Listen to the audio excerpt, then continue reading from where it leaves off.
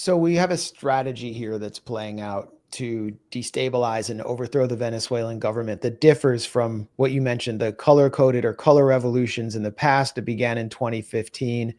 Obviously builds off the sanctions that came in under Obama and escalated under Trump and Biden. But it also reflects the failure of the strategy to recognize an alternative parallel government under Juan Guaido. And it's moving more towards using kind of a criminalization, drug war tactics to increase military activity. Can you talk about the transition of strategy there and how Carteles del Sol and Tren De Aragua became central to this strategy, even as they lost power in Venezuela? Yes, sure. Three things. First, and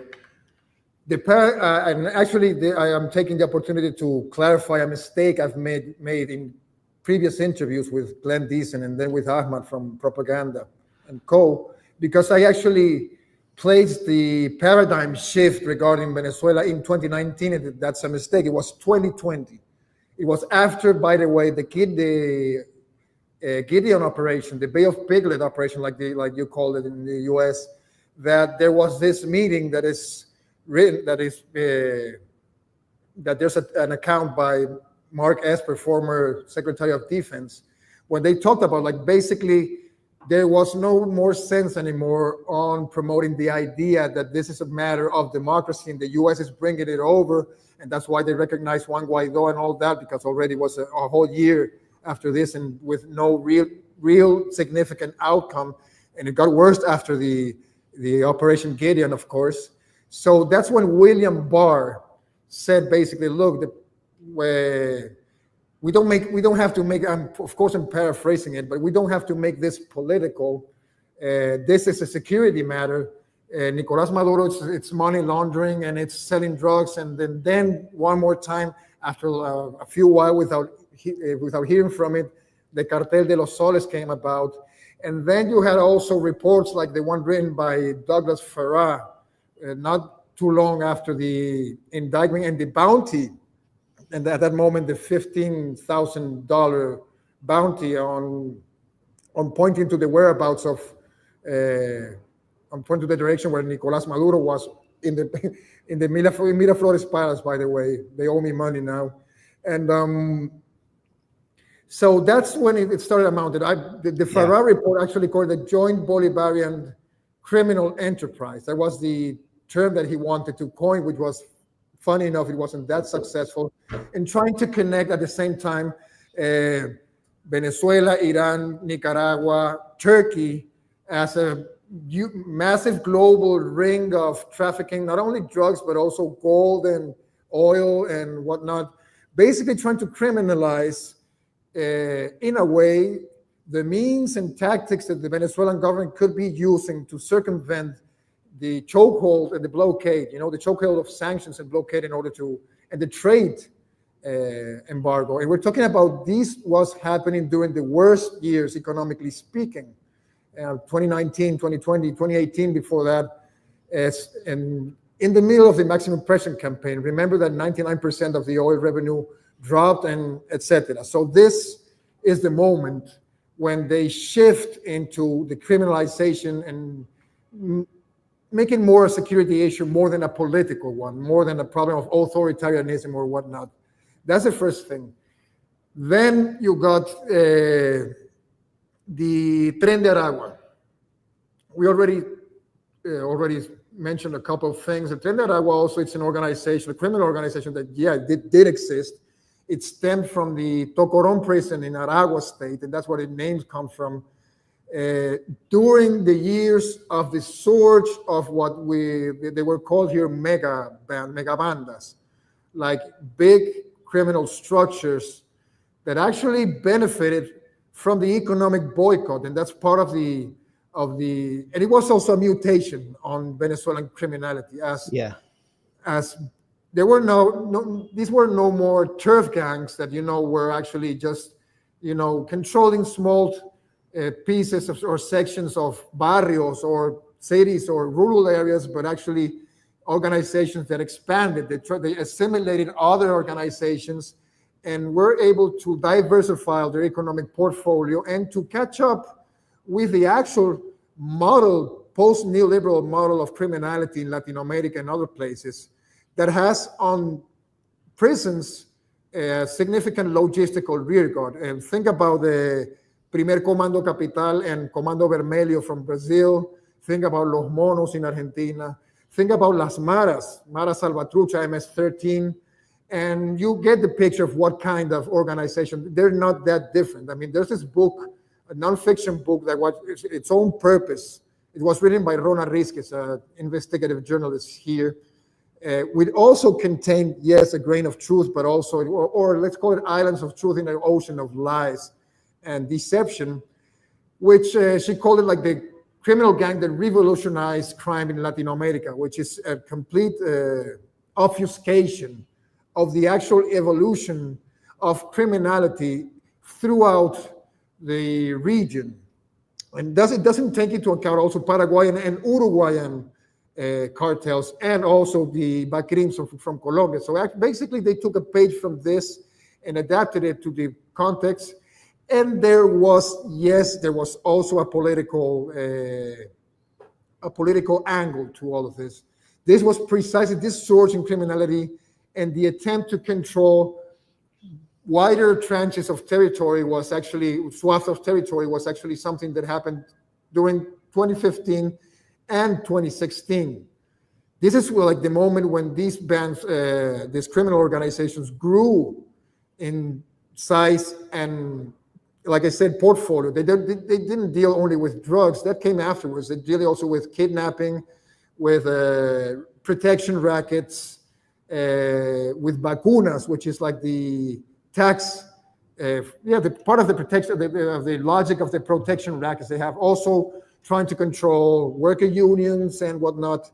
But most of these organizations, the most important ones were actually, besides El Tren De Aragua that came afterwards, they were basically dismantled. I remember, for example, the most dangerous one was one called El Picure back in 2015, 2016, was a rural one, which is actually the precursor of what afterwards became El Tren del Llano.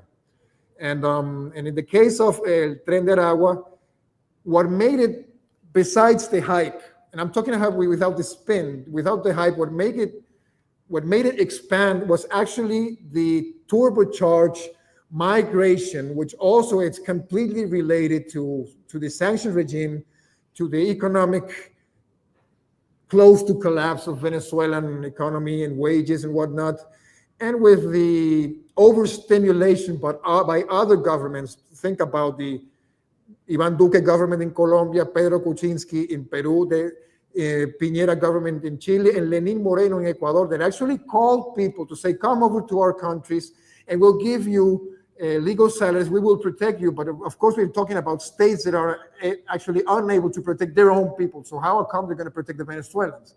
Which actually, in the long run, became a social problem and a xenophobic one that got to a very important point in 2020 during the pandemics, and how many of these people basically decided to leave this country by foot the same way they did. And probably. Yeah, I saw it in Bolivia in 2019. There were Venezuelans begging on the streets, waving Venezuelan flags to appeal for the pity of local people in La Paz. And they had been asked to come there and asked to go throughout the region and promised protection, and they all were turned homeless. I mean, these were entire families. They weren't like suffering from mental illness or anything. They were just duped. And so what happened? They went north. Yeah, because precisely, that's the thing. When they were, let's call it a counter exodus from all these places, when they were walking back, or by other means, back to northern part of the continent, that's when the TPS happened in 2021, which actually many of the people that started crossing the Darien Gap, which you remember was a horrible episode in this long history of of Venezuelan migration. And because we saw all the horrible footage of people dying and or going crazy or whatnot, trying to cross like one of the toughest places in the world, one of the most hostile jungles in the world, in order to make it to the other side of Central America. And then after that, walk all the way up to the US. And many of the people actually succeeded, including, of course, criminal elements that were part of this. And yeah, and they got to the United States during those unrestricted years of, unfettered, deregulated migration. That's not a lie. That did happen. I mean, I'm not talking exclusively about Venezuela. I'm talking about the migration policies of the U.S. back then during the Biden years. So, and that's when they get into the U.S. to then afterward being tragically criminalized the way they were. And I'm not talking about only criminals. I'm talking about common Venezuelans that went there just to make a living. For whatever reason they did it. I mean, we have to be compassionate about that and to understand it, regardless of their own vision of the government. Many of those opinions probably have changed now that they've been risked by the Venezuelan government, or they've gone through the hell of Secot, the maximum security prison in El Salvador, or even to Guantanamo. Many were sent to Guantanamo as well, and being afterwards rescued through negotiations with the U.S. between governments, between the Venezuelan government and the U.S. government, in order to bring them back to Venezuela, in order to even to deliver what the U.S. was asking regarding the Venezuelan migration back then. But it also it has been throughout all this decade a chip for negotiation. I mean, the value of the lives of these Venezuelans is near to zero, especially especially after Gaza. I mean, we're behind the Gaza paradigm now, where life of brown global South people are as worthless as anything else. But the overall point is that the U.S. destabilized Venezuela. William Brownfield, the ambassador, said, we want to destroy the Venezuelan economy and society. Like, they openly said it. They did it with sanctions, created a migrant wave, which could have easily been predicted, which was exacerbated by COVID and the controlled demolition of all of the economies, especially in the global South. TPS brought them in, helped bring Trump to power and so on, brings Rubio back. And all along, with the destabilization, Tren De Aragua was benefiting from the migrant trade. But at the same time, they were being dismantled in Venezuela, and their base of power was in the Venezuelan prisons. So, I mean, just really quickly, Tren De Aragua has this was a U.S. intelligence assessment. U.S. intelligence officials assessed that Tren De Aragua has no connection to Nicolas Maduro, that Maduro is not directing this gang, and that it had been mostly dismantled. And Tulsi Gabbard, who had opposed for her entire congressional career the whole U.S. regime change campaign against Venezuela, comes into the Trump administration after switching parties opportunistically and gets a job. I mean, she was kicked out of the Democratic Party, treated very badly. We all know that. Yes. But she then participates in this kind of stovepiping intelligence operation, sort of like the Venezuelan analog to the Office of Special Plans that the neocons ran ahead of the Iraq invasion, in which they stovepiped phony intelligence to the president and the public and got around the sort of so-called intelligence community because they were not assessing that Iraq had WMD. And what Tulsi did was she fired the intelligence officials who said Maduro had no connection to Tren De Aragua. And basically, she did this for two reasons.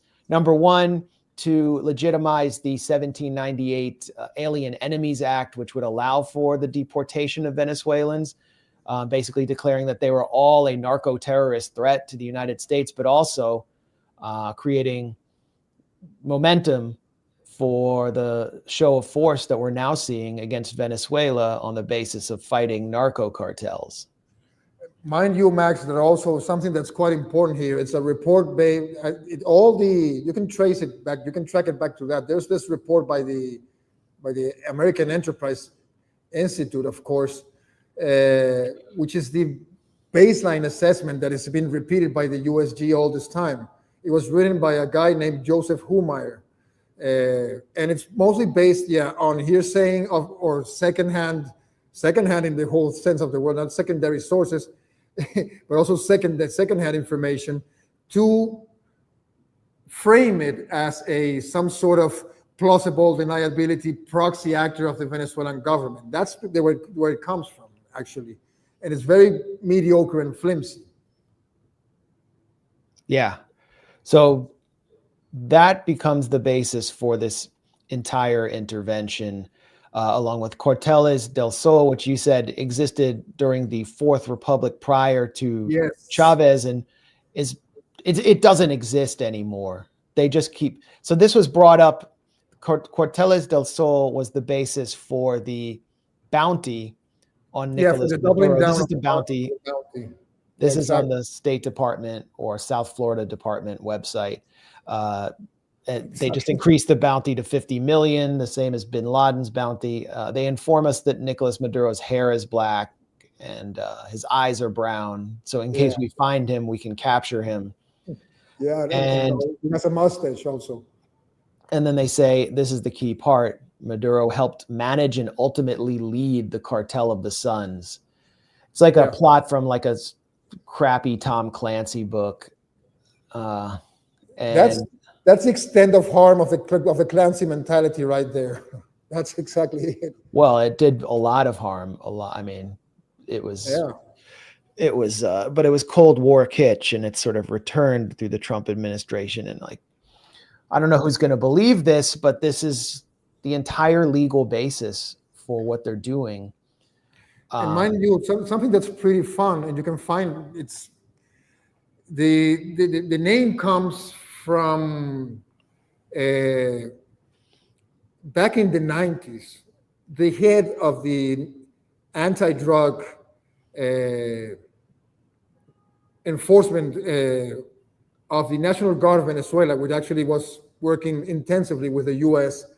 Suddenly in the 90s, in 1990 was actually, there's this load of cocaine that was found in the Miami International Airport by the DEA that actually led back to Venezuela, and it led back to Brigadier General Ramon Guillén, which was actually the CIA's man here in Venezuela back then, and there was the one guy that was actually doing all the indictments, and on behalf, working with the CIA, was actually acknowledged by the Times as the most trusted CIA asset in Venezuela back then. So there's a 60, to make this story short, you can also find it on YouTube. There's a 60-minute program precisely focused on this episode of the war against drugs, of course, drugs winning by a huge score, in which it was another episode also of CIA working on the different direction, allegedly, of the DEA, because the CIA actually met with the DEA attaché here in Caracas and asked him, like, just allow this to come over, because this dude, Ramon Guillén Dávila, was actually doing our bid, and he was infiltrating el cartel de Medellín. So in order to make him reliable for the cartel de Medellín, then they said the cartel de Cali, we have to allow him to get some of the shipments of drugs through the U.S. So it resembles the Contra cocaine, the crack cocaine scandal, and also the cocaine coup in Bolivia in the 80s. I mean, it was the same kind of interagency infighting in which the CIA was basically trying to fund their own operation with drug money. That, because of the emblem of those generals, which is a sun, it was called first El Cartel del Sol, in singular. So the name actually went offline until in 2005, when El Comandante decided to suspend all collaboration with the DEA. Suddenly the name appears named by this is from a Miami Herald reportage from those years, a Miami Herald report from 2005, from a high-level diplomat based in Venezuela, which didn't want to disclose its name. They call it El Cartel de los Soles. This is the moment it reappears after all these years. And of course, the guy who said it was William Brownfield. Who else was going to say that at that moment? I mean, it was kind of stupid just to say it was someone else. So then from that moment on, it reappeared then in 2008 when they tried to put some Venezuelan officials into the Clinton list. Then it reappeared afterwards when a series of rogue politicians that were into corruption and into more dirty stuff ran away to the US. and became part of the protected witness program. And so they basically said what the US needed them to say. And then it jumped to 2015 and then 2018 and then now. I mean, it's something that it has been on and off according to the juncture and according to the political needs of the agenda of the current moment. And that's where we have to place it, the Cartel de los Soles right now. I'm not saying there's no corruption or there are not corrupt rogue elements inside whatever security structure in Venezuela, because it's too hard. I mean, the cartels have a lot of power, but only according to the UN, according to all serious drug watchdog, it's only the 5% of the drugs transit through Venezuela into the US or into Europe and Africa. The biggest movement occurs on the Pacific Rim, and it comes from Ecuador, of all places, of course. Ecuador and Colombia, as you well know. We're going to talk about Ecuador in a second. We're gonna focus on that, and we'll bring this graphic back up. But this is, since you brought it up, these are the main cocaine trafficking routes according to the United Nations Office of Drug Control, and you can clearly see it's all on the Pacific coast coming through Ecuador, Colombia, and the main route from Venezuela is a land route to Colombia, which goes right through on land Panama, which was the basis for the U.S. intervention now, according to the fantasies of the Venezuelan opposition. Manuel Noriega, 1990, removed by force through gunboat just through a straight up U.S. military intervention on the grounds that Noriega was a drug trafficker. I mean, that's sort of the pastiche or blueprint for the narrative about Maduro. I mean, the Venezuelan opposition is openly saying we want to do a Noriega. And who was Noriega? He was a former CIA asset. The CIA worked with him to crack down on socialist forces on campus during the 1970s. I mean, Noriega's lawyer, to be sure, has written me to complain that I've said that, but there are plenty of documents backing that up. He was at the least, he was someone the U.S. saw as kind of an ally before he got started carving his space out, was appointing, Afro-Panamanian members to his cabinet. And so now Panama's like just a money laundromat for international cartels. And obviously the drugs are going straight across into Mexico. You don't see any routes from Venezuela. So it's a complete fraud that we're witnessing. But before